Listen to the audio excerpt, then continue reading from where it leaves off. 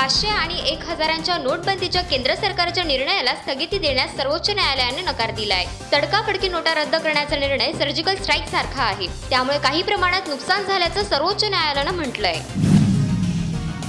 बँकांबाहेर रांग वाढत असल्यानं ग्राहकांच्या बोटांवर निवडणुकीत वापरता तशी शाई लावली जाणार आहे, अशी माहिती केंद्रीय अर्थ सचिव शशिकांत दास यांनी मंगळवारी सकाळी घेतलेल्या पत्रकार परिषदेत सांगितलं। काही लोक काळा पैसा सफेद करून घेत आहेत, तेच लोक वेगवेगळ्या बँकांसमोर रांगा लावत असल्याने गर्दी वाढते। नोटबंदीमुळे सर्वसामान्यांच्या त्रासाला पारावर उरला नाहीये। आता मात्र या निर्णयाविरोधात शिवसेनेनंही विरोधी पक्षांशी हातमिळवणी केली आहे। काँग्रेस, तृणमूल काँग्रेस, डावे पक्ष, आरजेडी, जेडीयू आणि अन्य पक्षांसोबत आता शिवसेनाही या निर्णयाचा विरोध करण्यासाठी राष्ट्रपती प्रणव मुखर्जींची भेट घेणार आहेत। 500 आणि 1000च्या नोटा बंद केल्यामुळे लोकांना तासनतास बँकेच्या बाहेर रांगेत ताटकळत उभं राहावं लागतंय, तर दुसरीकडे मोहालीमध्ये एका बँकेचा कर्मचारी तब्बल 6.98 लाखांची रोकड घेऊन फरार झाला। पोलीस त्या कर्मचाऱ्याचा शोध घेत आहेत।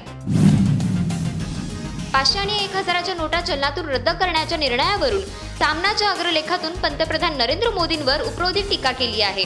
नागरिक देशहिताची किंमत मोजतायत, त्यासाठी पंतप्रधानांनी स्वतःला शिक्षा करून घेण्याची गरज नाही, असा टोला उद्धव ठाकरेंनी लगावलाय।